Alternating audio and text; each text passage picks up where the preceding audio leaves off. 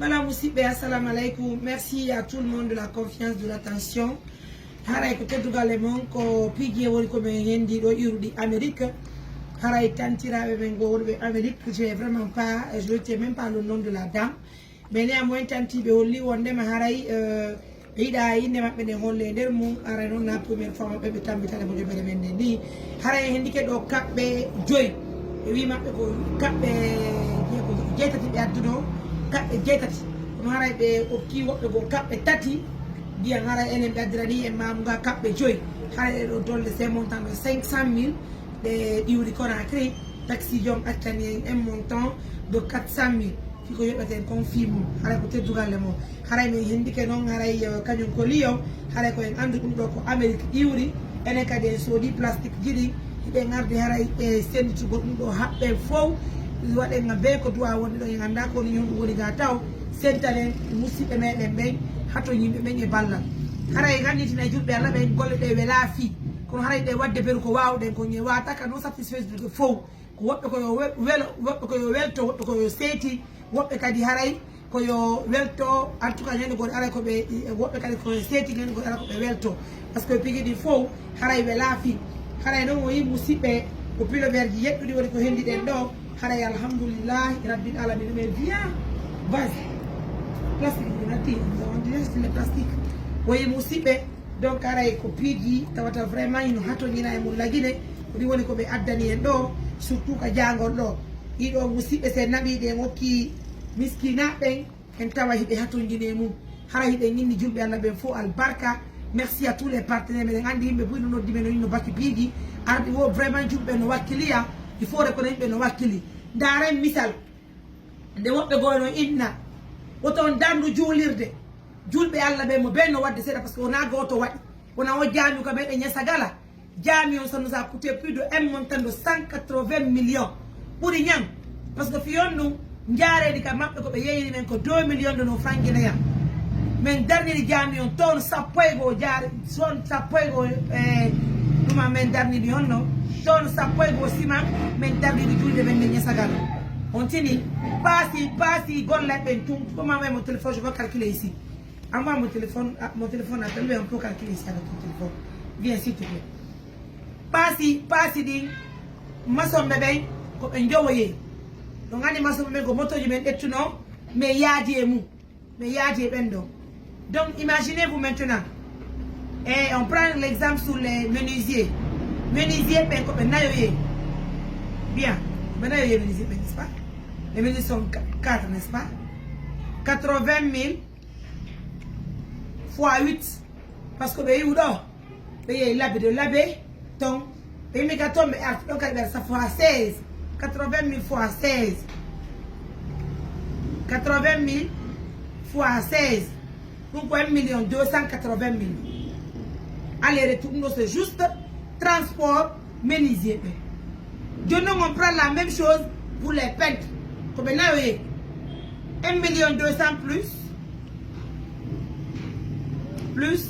1 280 000 ça fait 2 560 000 tu vois 1 560 000 go fi peintre bébé et menuisier bébé yaw be fi jami me ngonya sagal jonno maso bébé doni et peintre bébé déjà betoni et qualité fi abdou parce que na to be auto kameden to jon disons les menuisiers aussi les maçons qui vont revenir aussi et 80 000 halabé de labé adaba kalimam ils sont au nombre de 5 personnes là-bas on calcule hein 2 560 000 2 560 000 on regarde 80 000 disons maintenant fois 10 parce que de fois 10 ça fait 800 000 plus 2 500 ça fait 3 360 000 3 millions. Maintenant la même chose pour eux aussi. Allez maintenant filles ma son bébé parce que c'est le transport que nous avons payé. Voilà, plus 800 000. Ça fait 4 160 000 juste le transport des ouvriers. On doit avoir menuisier paye et peintre bébé et maçon bébé. Je n'ai pas fait un panneau Heureusement, maintenant, que plus que pour y aller, et ça n'en a même pas noté. Donc, c'est pour vous dire juste le transport, ça nous a coûté ça. 4 160 000. Qui filme mon film. Donc, je peux Wally parce qu'il faut reconnaître. Dans un mois, un dernier gamin, pour toi, ça peut dire, gamin, mais on y a ça. Je vais la benouille. Kala il nous est tout le monde mon okai Julie de. Hara wana ko mo yara on tigi o fe na yon ko mo. Mais me den andi jambi ko wonen darde ko wala yobate wana ko mari yote. Regardez aujourd'hui tout ça. Regardez. Regardez ça c'est des colis qui me comment on fait la pause. Tipe et be weltani tipe yalla be fou. Vraiment tanti albarka menen kadi pour vous dire que nous considérons tout ce que vous envoyez. Woni lagine woni ko woni wo hara be den indi on assalamu alaykum et ça ni marko woti.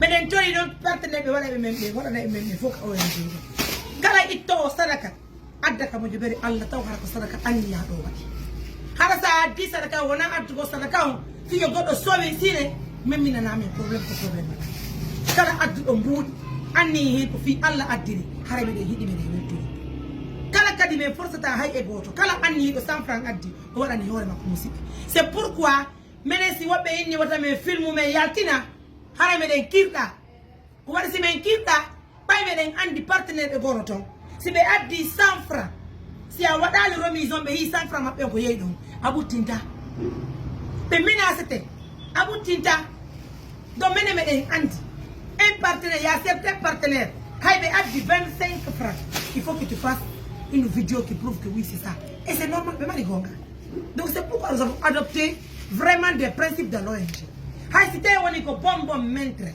goddo itti ko eddi addani men be joni on tikki me wadda remise on men holla no ko wala non mais weltimi na sanni prenez bien soin de vous merci à nos partenaires des États-Unis d'Amérique hay ko do la kadi be do koliji min be koliji di hewti mamu donc kadi be ka vol donc kala ko wonti do men sanni madame men weltani yo haray be kadi partenaire be hediti be wado même chose que vous prenez le nom de ça s'il te plaît haray be interview men weltani yo mesdames messieurs prenez bien soin de vous au revoir.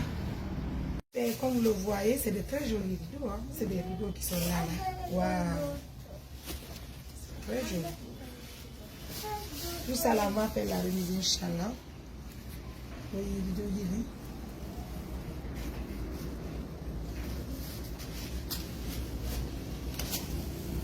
Mais nous les racoudés.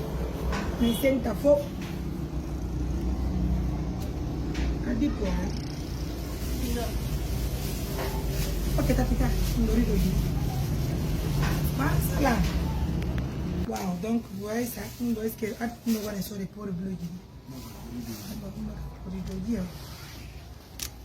Merci à vous, madame. Hein. Nous, on va donner ça à des personnes qui mettent vraiment. On va donner à une personne, ça aussi à une personne. Wow, on voit ça. Barka Bodo Moussip et tout ça là, on va faire la remise de ça, Inch'Allah. Wow.